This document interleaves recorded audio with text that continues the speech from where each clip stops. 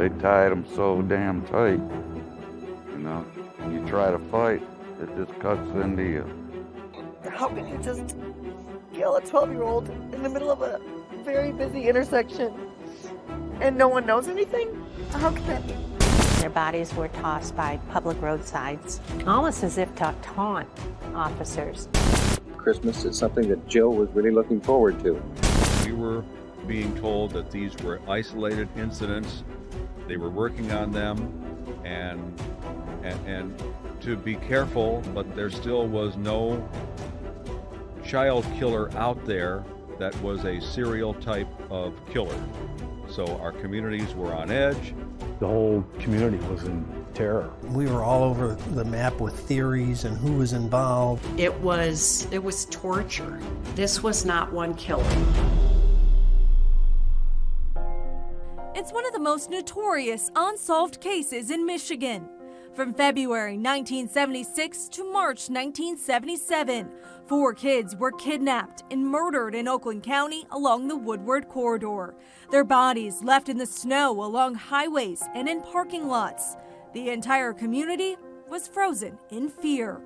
It was every bit as horrible as you could imagine. It was very scary for the community. It kind of broke a sense of innocence.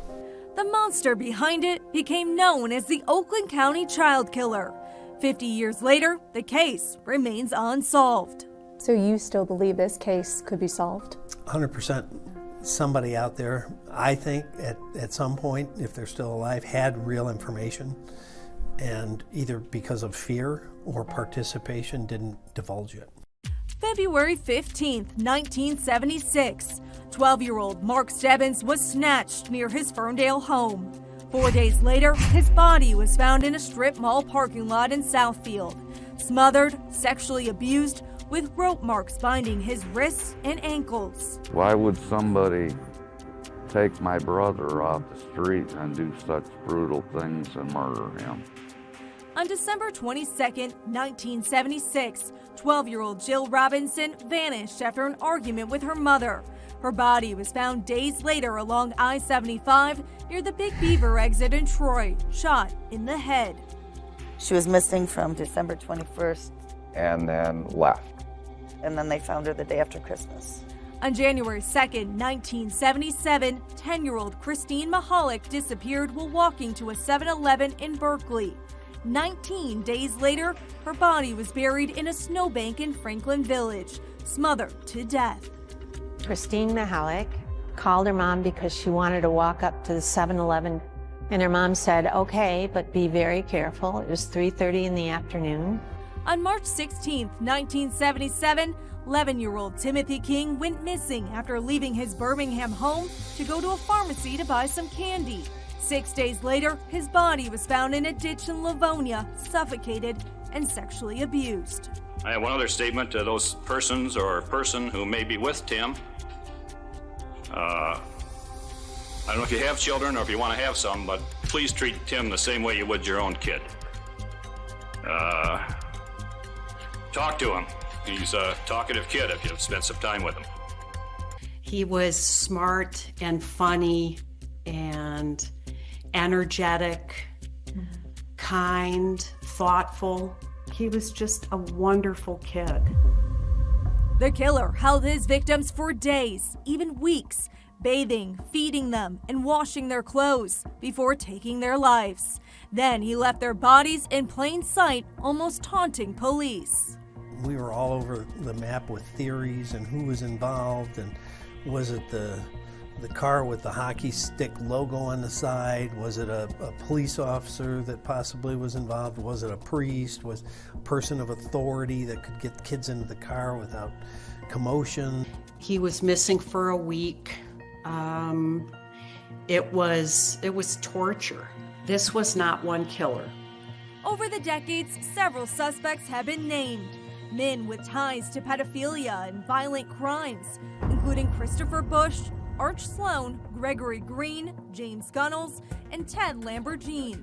Evidence ranged from DNA to straight-up accusations. Some have also linked the case to a child pornography ring on North Fox Island, which operated at the same time of the murders.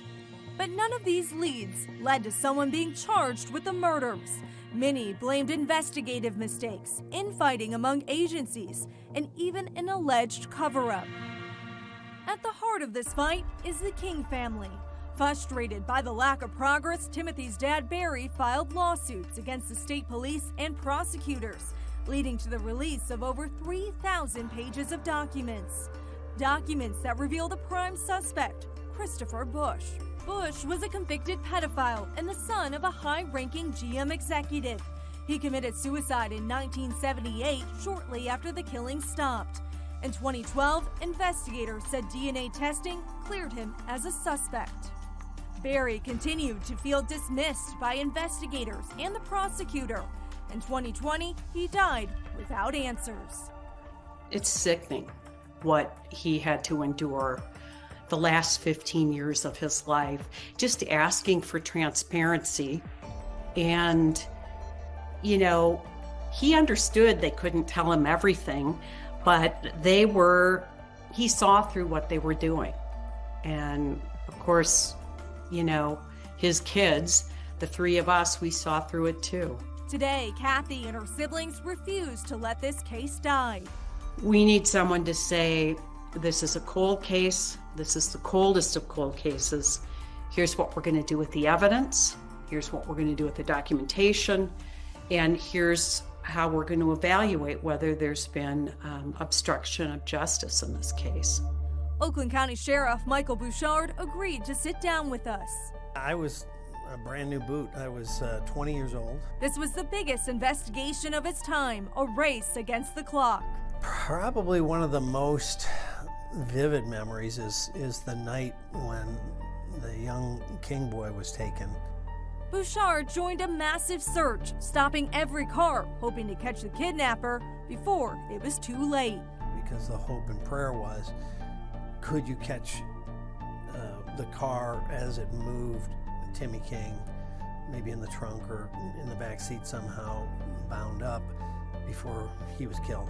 Decades later, the sheriff says the case still haunts him, and he believes it can be solved. It's either going to be new technology or somebody that has information that could fill in that one piece of the puzzle that can allow this to go forward. I think those are our only two kind of Hail Marys at this point.